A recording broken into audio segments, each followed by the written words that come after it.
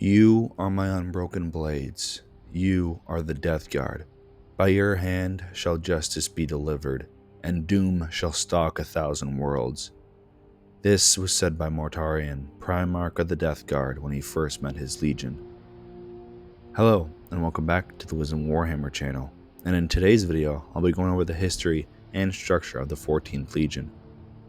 I will go over their time during the Great Crusade before Mortarion was found, and then I will go over their time during the Great Crusade after Mortarion was found. I will then go over their time during the Horus Heresy, and at the end I will go over the structure of the 14th Legion. Like in my other videos, I do not own the artwork in the video, and all things Warhammer are owned by Games Workshop and Black Library. So, with the intro out of the way, let's get the video started, shall we? Like all legions, they would begin their service during the final years of the Unification Wars on Terra, and most of the recruits were from the warlike and tough Ironside clans of Old Albia. The 14th Legion was the legion that was known for having a lot of heavy infantry and known to be experts in survival, endurance, and very stubborn defense. They would use the Old Albia tactic where they would attack at dusk, which would confuse and catch their enemies off guard, and they would be named the Dusk Raiders. Their armor would be unpainted in the beginning, but the right gauntlets of the Dusk Raiders would be painted red. They did this to show that they were the red right hand of the Emperor, which symbolized them as relentless and unstoppable, and with this reputation, a lot of their enemies would surrender at nightfall before a shot was fired. In their assaults, they would destroy their enemy piece by piece until they were destroyed and broken. In defense, they were stubborn and didn't succumb to fatigue, as they would stand tall against heavy fire and would keep their defenses strong until the last Marine died. You may think that this legion was unhonorable, but this is false. When an enemy surrendered, they would come to terms with their opponents, but this was only for humans. They were like this for 80 years during the Great Crusade and gained a reputation of being an orphaned legion, because at this time, a decent number of Primarchs were found. With this orphan status, they would become even more self-reliant and had even more of a quiet, stubborn pride, and this made an effective force even without their Primarch. Eventually, their Primarch was found, and they were happy, but it would not be a happy reunion. When the Legion stood in front of their Gene Father, they saw his spectral and grim appearance, and the Terran-born Death Guard saw him as one of the old depictions of the Grim Reaper. After Mortarion spoke to his legion for the first time, he renamed them the Death Guard, and they would be restructured. The Death Guard's new purpose was to find the worst tyrant human or Xenos and completely destroy them, and that's what they did during the Great Crusade. When they would go to war, it would be in the worst conditions ever. For example, planets that had poisonous air. Now, the Legion would be suited perfectly for this kind of environment due to how durable their bodies were against dangerous air and chemicals.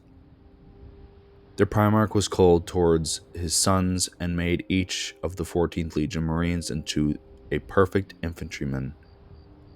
These Marines were adaptable and very durable with and without their armor, and in training, they would be exposed to all kinds of toxins and extreme environments. They would be trained in mass infantry formations that would allow them to be skilled in grinding down their enemies and would be even more durable in defensive tactics. The other legions saw the Death Guard as an effective force of heavy infantry and would gain a lot of victories. Their weapons would be durable and easily maintained, but mass-produced. The Death Guard's more dangerous weapons were Chem, Rad, and Phosphex weapons, which made a lot of the legions and Primarchs look at the 14th Legion with distaste. Mortarion and the Death Guard did not care for the opinions of others within the Imperium, because they saw their purpose, and they were necessary due to them fighting the worst of the worst tyrants on the most hazardous planets. After 30 years of service, the Legion of the Death Guard would be filled with the ranks of recruits from barbarous and would outnumber the Terran-born legionaries of the 14th. And as time went on, their deeds and campaigns would go under radar and would not gain any recognition as they tended to fight on the front lines. Also, as they liberated people from their tyrant overlords, the Legion and their Primarch would look at them as weak and dismissive to the people who couldn't defend themselves. As decades passed, the traditions of the Death Graders were completely gone, and the number of Terran-born Death Guard was a small percentage, and the Librarius of the Legion was disbanded. The reason for this was because the Primarch hated Psykers and the usage of war powers due to his time on Barbarous, and this put him at odds with the Khan, Sanguinius, and Magnus the Red. Going into the combat records of the Death Guard, we will start with the conquest of Galaspar, which was the first major conquest of the Death Guard under the command of the Primarch. This conquest was against the Order, which was one of the worst tyrants that the Death Guard had encountered. Mortarion had taken a long time to prepare for this war because the Order had ordered the destruction of the Imperial envoy ships sent there. The Death Guard fleet prepared for months while the Primarch and his council had looked at the defenses of the Order. The Primarch had ordered the ships of the Legion strike force to be fortified, and the ship that was the most important was the 4th Horseman. This ship was an assault ship that was configured into a battering ram. When the Death Guard fleet arrived and when it attacked, it was fast and struck hard, because the ships of the Order had outnumbered the Legion fleet and were bigger but slow. The fleet rammed through the defenses and ignored the ships of the Order, and they would fly straight for their target, and the 4th Horseman was the first. The ship had landed in the higher spire of the primary hive city, with the forces of the Order looking upon the gray ship.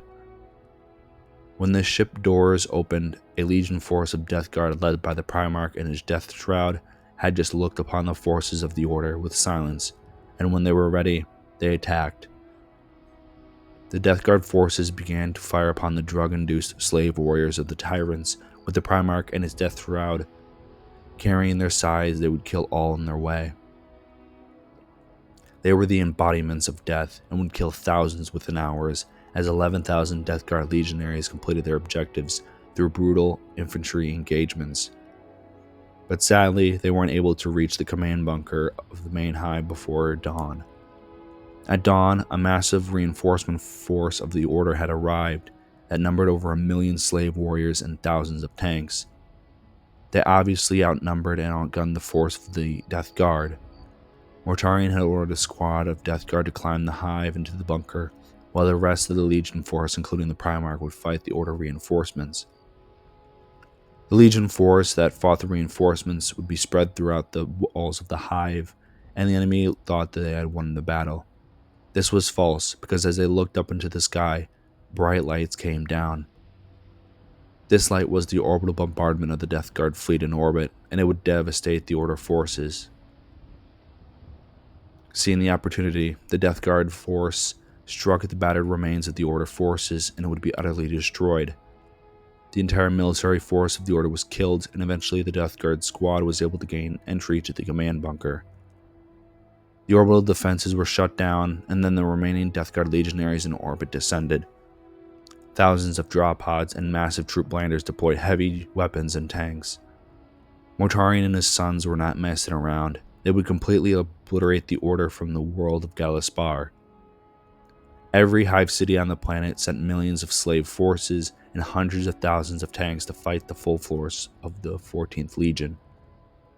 The 14th Legion slaughtered everyone and everything in their way with ease because the technology of the Imperium was better than the Order's military. After the destruction of the Order's armies, the Primarch had ordered the tyrants that were captured to be executed and would be broadcasted. After the Legion left, the Primarchs of the 9th and 16th Legions would arrive at Galaspar to investigate. They would call Mortarion and a small chunk of the Death Guard back to the planet to find out the truth of why the 14th did what they did to the Order. Mortarion had a secret meeting about why he did what he did with his brothers, and he showed evidence of the cruelty of the Order. After this meeting, the Death Guard would continue on their warpath, and their next war zone was the Kajor Compliance, which involved the 14th fighting demons. On the planet of Kajor, the Death Guard and their Primarch would fight barbaric tribes armed with swords and flintlock guns, and they fought these humans for 6 months. The reason why it was that long was because the Legion would be fighting lesser demons that were summoned by the Gajori witches, and the Death Guard would kill all of these witches upon the planet. One thing was common throughout the cities that the Death Guard destroyed. They found altars that were the source of this dark magic, and the Legion would destroy them, and nothing survived against the 14th. The War on Crypt was a short campaign against the Orcs upon the frozen world of Crypt, and in this battle, Death Guard Captain Nathaniel Garl and his 7th Company fought alongside the Lone Wolf Garl Loken and his 10th Company. Now this next battle was a battle that the Emperor participated in. It was called the Battle of Gyros Thravian, and it required a force of Imperial Fists, Luna Wolves, and Death Guard. The Imperial forces fought against an Orc Wall led by war boss Garukul Blackfang, and despite their small number of orcs, they would be winning against the Imperials. Then, the Emperor and a force of 1,000 custodians slammed right into the heart of the Orc force, and the Emperor fought Blackfang upon his Gargant. After the war boss was killed, the Orc forces were all killed, with the casualties of the 100,000 orcs, and only 3 custodians died. Now, the compliance of the planet Isbin/Caldera was mostly a Salamanders and Iron Hand operation, and the Death Guard and their Primarch was mostly in support, and I did go over this battle in the Iron Hands video. Now I will explain the Battle of Jorgal, which was a joint campaign, but the Death Guard did most of the fighting alongside some contingents of Sisters of Silence and Mechanicus. The Death Guard fought against a humanoid race called the Jorgal, and their bodies were the same as humans, but here are the differences. Their brains and nervous systems were in their chests, and they would have different kinds of cybernetics that would replace their limbs. Elements of the 1st, 2nd, and 17th Companies of the Death Guard, led by their Primarch, would fight the Jorgal on their cylinder world.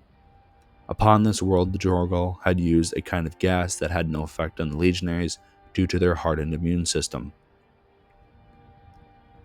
During the assault on the Jorgal's drive cluster, 1st Captain Callus Typhon assisted the Primarch while Commander Ignatius Grugol and his force attacked the drive. Captain Nathaniel Garl and his company, alongside a cadre of Sisters of Silence, did demolition duties against the hatcheries located in the cylinder world. The Mechanicus priests that were attached to the Legion fleet would request that the Death Guard loot the Xenos ships. The Primarch refused because he was ordered by Malcador the Sigillite and his father to completely destroy the Jorgal Empire, and he did it without question. And eventually the Jorgal will know more. Now, going into the Death Guard's time in the Horus Heresy, they pretty much had only one side to join, and it would be Horus because Mortarion was only close to Horus and Conrad Curze. The traitors had planned a purging of the traitor legions on the planet of Isfahan III. The loyalists of the 14th, 3rd, 16th, and 12th legions. And here is what happened in the Death Guard. There was the first battle of Isfahan III against the rebels of the planet, and some noticed that a lot of the squads within the Death Guard were changed up at the last minute. After the first battle, the loyalist Death Guard Marines and other loyalist Marines were fighting the remaining rebels. Something was happening in orbit. The Emperor's Children Marine named Sol Tarvitz had found out that the Imperial fleet was about to use virus bombs on the planet, killing everyone and everything, including the Loyalists. Immediately, Sol grabbed the gunship and went to warn the forces on the planet, and traitor Emperor's Children gunships attempted to kill him. Sol called his friend and battle brother Nathaniel Garl upon the Eisenstein and explained the situation, and Garl had fired upon the traitor gunships, saving Sol. Garl was able to escape and warn the Emperor and was almost killed by Dorn, but was saved by the evidence that a Remembrancer had. Now Sol warned the Loyalist Marines on Isfahan, and they were able to get into bunkers on the ground, and when they came back to the surface, they began to fight the traitors for a few months. Sadly, all the Loyalist Death Guard Marines would be killed on the front lines by their father and brothers, and then after the traitors made their way to Isfahan V for the drop site massacre. After the drop site massacre, the 14th Legion and their Primarch would fight in the front lines in the Heresy in the War Master's fleet. In the background, the Death Guard would eventually fall to the plague god Nurgle, and here is how it happened. First, Captain Typhon was secretly a psyker, and he kept it hidden from his father, and he did tell his father that the fleet's navigators were traitors. Mortarion fell for the lie and killed the navigators, and Typhon had told his father that he had powers of the warp and would be able to guide the fleet.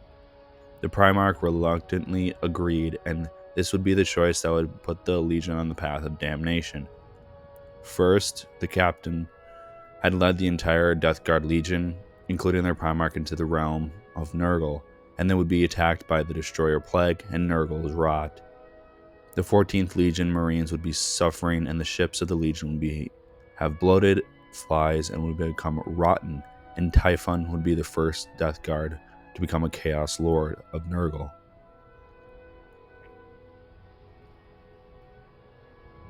He was now named Typhus, the host of the Destroyer Hive, and Mortarion saw the pain his sons were in, and he was desperate, and to save his sons, he gave him and his legion to Nurgle. After the Legion transformed into the Plague Marines and came back to real space, they would continue fighting. When the traitors arrived at Terra, the Death Guard used the sorcery of the Plague God on the front lines, and they were effective, and then they would set up shop in the Lionsgate spaceport. In the spaceport, they would summon demons of Nurgle and spread rot through the port, but eventually they were kicked out by the Khan and his White Scars, alongside the remaining Imperial tank companies.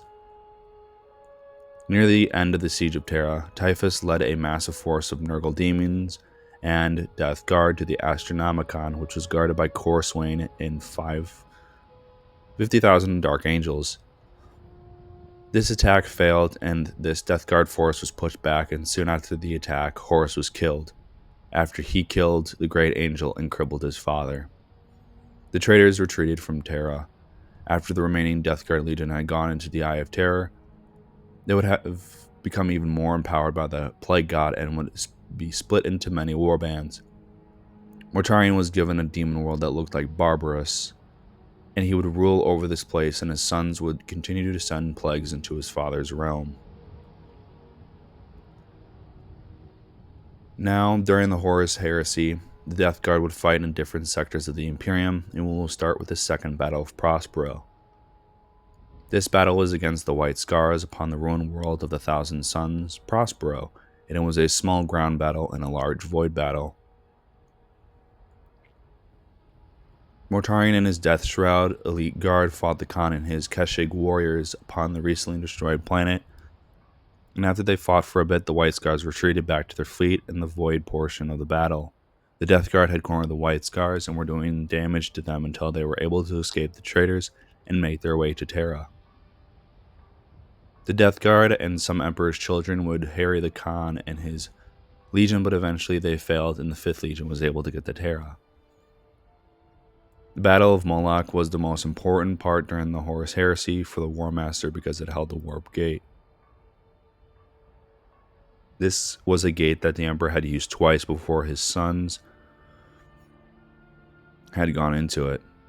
During this battle, the Death Guard would use their normal type of warfare, and they fought alongside the Sons of Horus. They would fight the Night House called House Devon, which was ruled by a cruel man, but he was effective in fighting the traitors, but he would be killed in battle.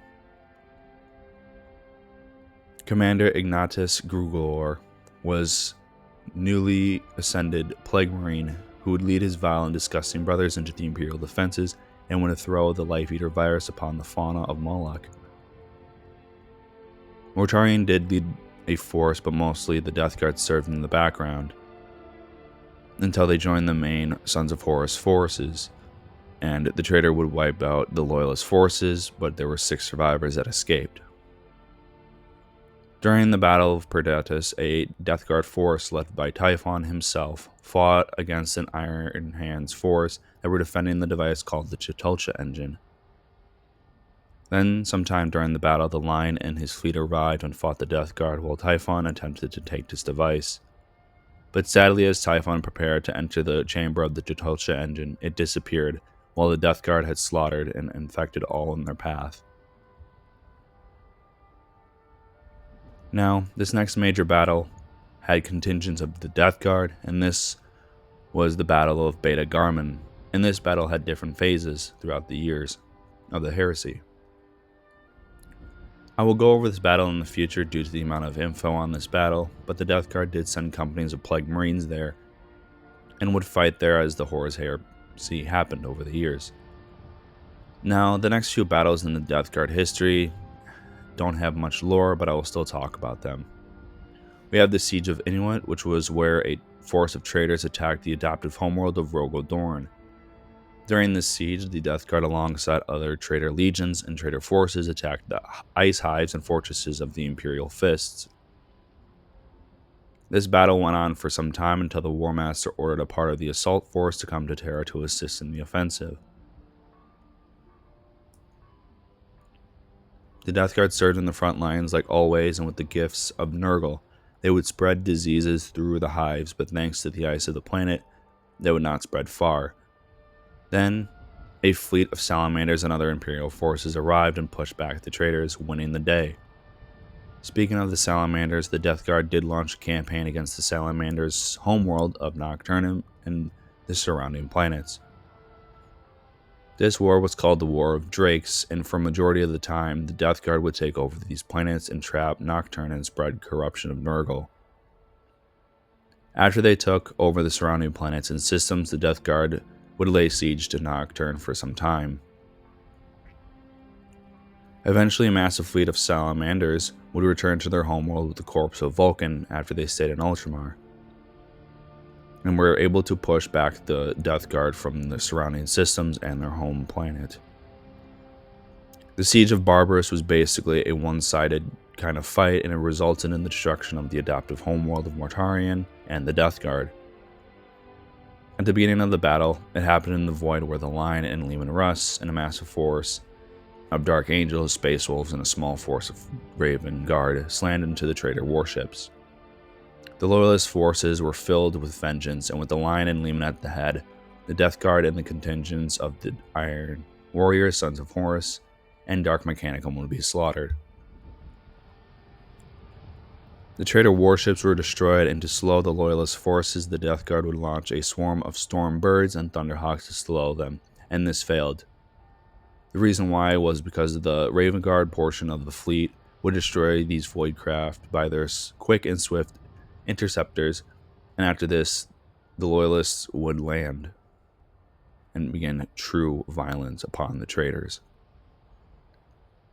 They hit the defenses of the traitors, and the Death Guard would get slaughtered, but they would go out swinging. After the battle, the Invincible Reason, which is the flagship of the Lion, would launch a cyclonic torpedo, and this would destroy the planet.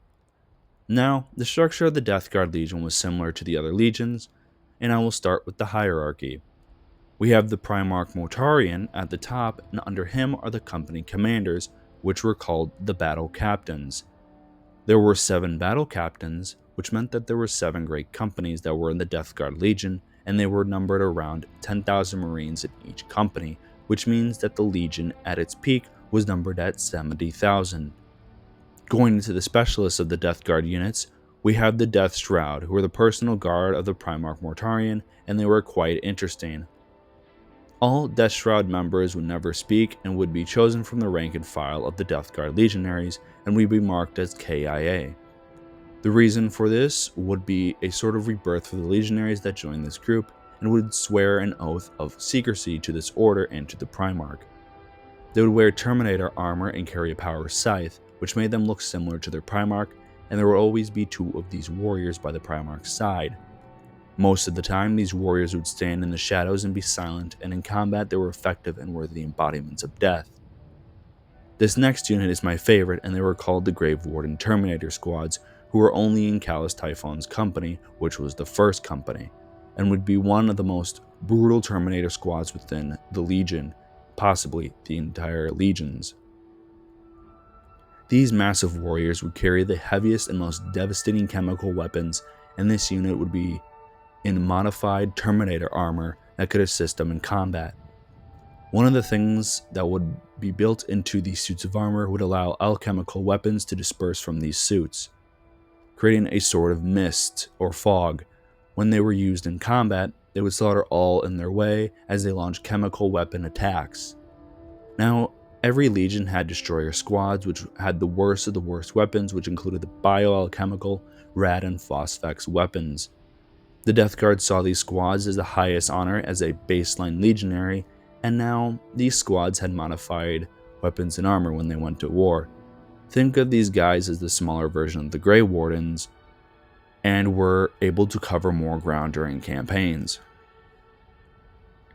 Now, the last of the specialist units within the 14th Legion, we have the Mortis Poison Squads, who, like the name says, they used poisonous weapons.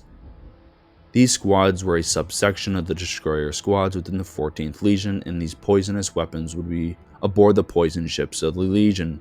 During the battle, the Mortis Poisoners would be used to clear out defensive positions, hive city complexes, and other close quarters engagements. Their main weapons would be the Flamer, but instead of promethium, they would be filled with poison. These chemicals and the things that these warriors did made some of them feel horrified. There were Death Guard legionaries in this unit that enjoyed their role in the squad, which would make them possibly killed quicker in battle. Now, the Dreadnoughts of the 14th were like other Dreadnoughts, but I assume they had bigger chem weapons on their chassis, and would be the heaviest infantry alongside the Terminator squads of the Death Guard. The baseline Death Guard Marines were like other legions, but they had weapons that were easy to maintain, and due to their skills made them some of the best infantry in the legions.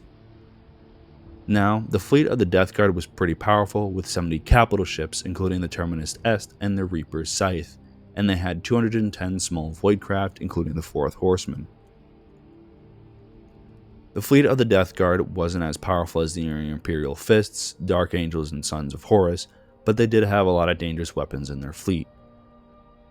Now, they did have a massive ship called the Maya Donna Mori, which was a Goliath-class battleship that held the most dangerous bioalchemical and rad weapons in the Legion. To summarize the Death Guard's Legion structure, they were skilled in heavy infantry and chemical warfare, which made them effective in genocide/extermination operations. When they turned to Nurgle, they became the pinnacle of biological/chemical warfare, making them a thorn in the Loyalist sides to this day. Now we have gotten to the end of the video on the history and structure of the Death Guard Legions. If you guys enjoyed the video and would like to see more, hit the subscribe button and share it with someone who liked this content. I hope you guys have a good day, and in the next video I'll go over the history and structure of the Thousand Sons Legion. I hope you guys have a good day, and I'll see you in the next video. This is Wisdom of Warhammer, signing off.